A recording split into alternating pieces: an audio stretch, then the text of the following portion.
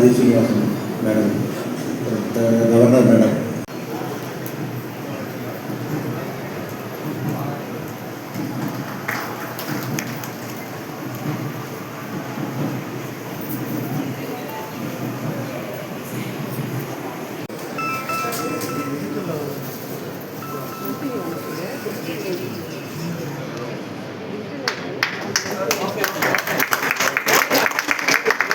எல்லோரும் எழுந்து பொங்கி இருப்பீர்கள். ஆக இந்த கலாச்சாரத்தை காப்பாற்றக்கூடிய கடமை பாரதிய ஜனதா கட்சிக்கு இருக்கிறது. அதனால் நாம் இன்று முழுவதுமாக உழைக்க வேண்டும். இதனைத் தொடர்ந்து சமீபத்தில் தனது 65வது பிறந்த நாளை கொண்டாடிய திரு கோவர்தனஜி அவர்களை மாநில தலைவர் கௌரவிப்பார்.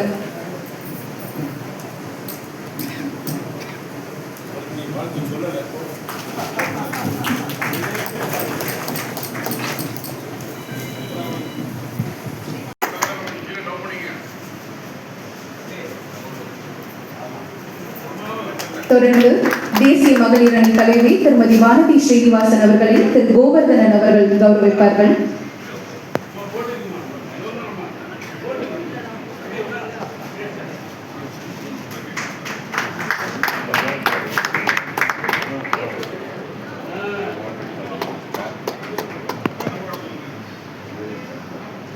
அவரோடு இணைந்து அறக்கட்டளையை பலப்படுத்திக் கொண்டிருக்கும் மாநில துணைத் தலைவர் திரு மா வெங்கடேசன் ஜி அவர்களை மாநில தலைவர் கௌரவிப்பார்கள்.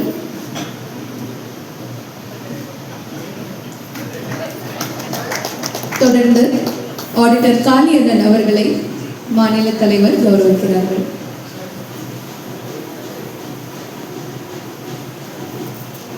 நன்றியுரையாற்ற அறிவுசார் பிரிவின் அமைப்பாளர் மற்றும் ஒரே நாடு அறக்கட்டளையின் அரங்காவலர் மதிப்பிற்குரிய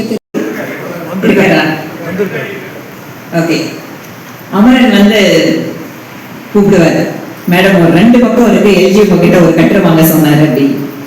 ஸோ கடைசி நிமிஷமா இருக்கும், ஒரு 24 hours கூட இருக்காது. ஆனாலும் வேக வேகமா அந்த கட்டுரை எழுதி அனுப்புவேன். அதனால என்னோட எழுத்துக்கு கூட ஒரே நாடு பத்திரிகையினுடைய அந்த ஆதரவு அப்படிங்கிறது துணையாக இருந்தது.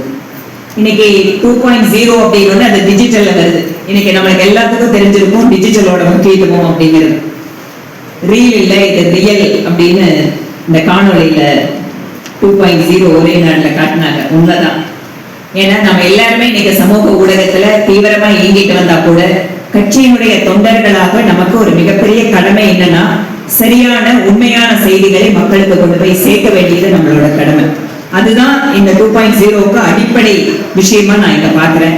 அதனால இன்னைக்கே எல்லாரும் தயவு செய்து உங்க கையில போன்ல நோண்டிட்டு இருந்தீங்கன்னா நேரா ட்விட்டர் போங்க, இல்ல இன்ஸ்டாகிராம் போங்க, ஒரே நாடு அக்கௌண்ட்டை உடனடியா ஃபாலோ பண்ணுங்க. ஒரே நாடுல வரக்கூடிய நம்ம செய்திகளை ரீட்வீட் பண்றதுலயும் கோட்வீட் பண்றதுலயும் நாம கொஞ்சம் கவனம் கொடுக்கணும். ஏன்னா நெரேட்டிவ உடைக்கணும் அப்படின்னு சொன்னா கட்சியில லட்சக்கணக்கான தொண்டர்கள் நாம இருக்கோம். இந்த அல்கோரிதம் அப்படின்னு நம்ம சொல்றோம், எது யாரு அதை பத்தி பேசுறாங்களோ அதைத்தான் இன்னைக்கு மாஸ் மீடியா எடுக்குது. டிஜிட்டல் மீடியாவில் என்ன இன்னைக்கு டிஸ்கஷன் ஆகுதோ அதுதான் மாஸ் மீடியாவுக்கு வருது. அப்படிங்கும் போது நாம அதை பத்தி கொஞ்சம் கவனத்தோட இருக்கணும். அதனால ஒரே நாடு அப்படிங்கிற நம்ம கட்சியோட இந்த பத்திரிகை டிஜிட்டல் பிளாட்ஃபார்ம்ல நல்ல இடத்துக்கு வருவதற்கு நாம் தான் ஆதரவு கொடுக்க வேண்டும். இந்த விஷயத்த ஒரு பக்கம் இருந்த மட்டும் செய்திகள் அல்ல, களத்துல எத்தனையோ பேர் நம்ம கட்சிக்காரங்க வேலை செய்யறாங்க, நல்ல நல்ல விஷயங்களை பண்றாங்க. அவங்களோட விஷயங்கள் எல்லாமே ஒரே நாடு இந்த ட்விட்டர் ஹேண்டலோ இல்ல வந்து டிஜிட்டல் பத்திரிகையோ உடனடியா நம்மளுக்கு வந்து செய்திகளை கொண்டு வந்து செய்யும். அப்போ யாருங்க நல்லபடியா வேலை பண்ணாலும் உங்களோட செய்திகளை உடனடியா ஒரே நாடுக்கு கொடுங்க. இல்ல குறைஞ்சபட்சம் நீங்க போஸ்ட் பண்ணும் போது ஒரே நாடு டேக் பண்ணுங்க. ரொம்ப ரொம்ப சிம்பிளான விஷயம். இதன் மூலமா என்ன ஆகுன்னா, இன்றைக்கு ஏதோ ஒரு மூலையில் ஒரு கட்சி தொண்டன் செய்கின்ற நல்ல காரியம், அவர்களுடைய உழைப்பு என்பது ஒரு காலத்துல மாவட்ட தலைவர் சொல்லணும், இல்ல சுற்றுப்பயணம் போன மாநில நிர்வாகிகள் கண்டுபிடிக்கணுங்கிறதெல்லாம் இன்னைக்கு கிடையவே கிடையாது. கடைக்கோடியில் இருக்கின்ற தொண்டன் செய்கின்ற செயலை, ஒரு சாதாரண குடிமகன் செய்கின்ற செயலை கூட இன்றைக்கு பாரத பிரதமரோட அந்த நாலேஜுக்கு எடுத்துட்டு போறதுக்கு சமூக ஊடகம் பயன்படுத்தும் போது உண்மையாகவே உழைக்கின்ற தொண்டர்கள் ஒரே நாடு டிஜிட்டல் 2.0வை மிகச்சரியாக பயன்படுத்திக் கொள்ள வேண்டும் என கூறிக்கொண்டு இந்த வாய்ப்பிற்கு நன்றி கூறி விடைபெறுகிறேன். நன்றி, வணக்கம். அண்ணன் பிபி துரைசாமி அவர்களே, நமது மதிப்பிற்குரிய கோவர்த்தன் அவர்களே, மா வெங்கடேசன் அவர்களே, திருமதி வானதி சீனிவாசன் அவர்களே, முன்னாள் ஆளுநர் மேதகு டாக்டர் தமிழிசை சவுந்தரராஜன் அவர்களே, காளியண்ணன் அவர்களே, முன்னாள் நாடாளுமன்ற உறுப்பினர் அன்புகிரணன் காவேந்தன் அவர்களே, அண்ணன் சக்கரவர்த்தி அவர்களே, ஜெயபிரகாஷ் அவர்களே, நிகழ்வில் கலந்து கொண்டிருக்கின்ற அர்ஜுனமூர்த்தி அவர்களே, KS ராதாகிருஷ்ணன் அவர்களே மற்றும் திரளாக வருகின்ற முன்னாள் சட்டமன்ற உறுப்பினர் காயத்ரி தேவி அவர்களே, மாநில செயலாளர்கள், மாவட்ட தலைவர்கள், வருகின்ற பத்திரிகை நண்பர்கள் மற்றும் அனைவருக்கும் எனது மனமார்ந்த நன்றியும் வணக்கத்தையும் நான் தெரிவித்துக் கொள்கிறேன். இன்றைக்கு ஒரே நாடு டிஜிட்டல் துவக்க விழா இன்றைக்கு அண்ணன் SR சேகர் அவர்கள் இன்றைக்கு இதை துவக்கி வைத்துள்ளார்கள்.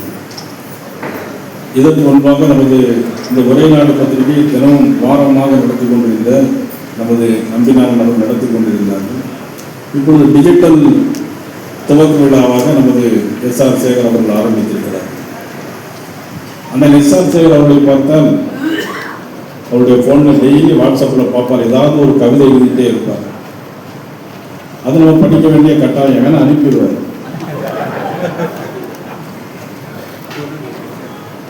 ஆனால் இன்னைக்கு டிஜிட்டலில் எல்லாரும் தமிழ்நாடு முழுவதும் படிக்கிறதுக்காக இன்னைக்கு அவருடைய கவிதையை இன்னைக்கு நாம் எல்லோரும் படிக்க வேண்டும்.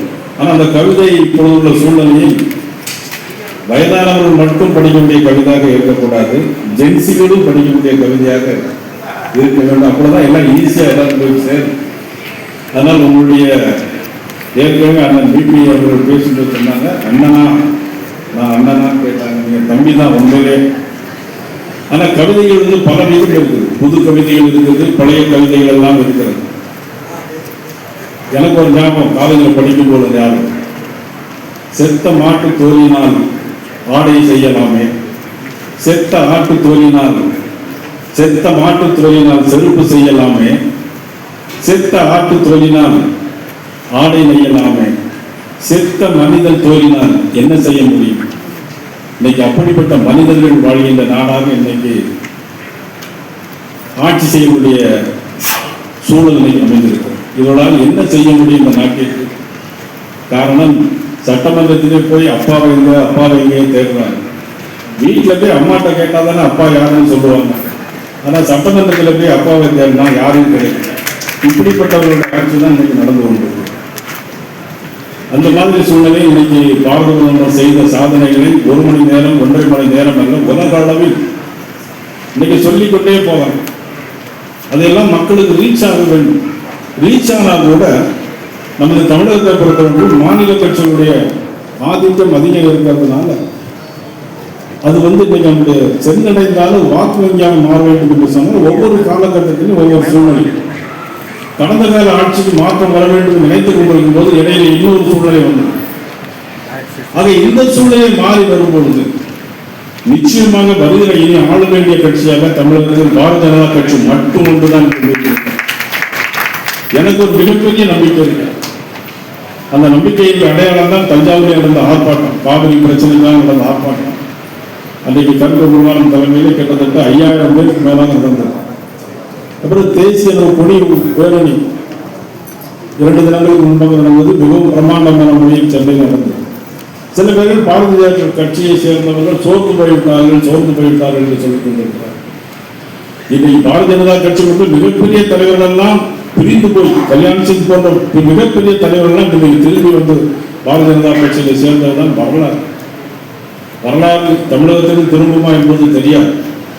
ஆனால் இன்னைக்கு நெல்லை மாவட்டத்திலிருந்து குமரி மாவட்டத்திலிருந்து ஆரம்பித்திருக்கிறார்கள். யாரெல்லாம் பிரிந்து போனார்களோ அவர்கள் எல்லாமே இன்னைக்கு வந்து சேர்த்து கொண்டிருக்கின்ற காலகட்டமாக இன்னைக்கு வந்து கொண்டிருக்கிறார்.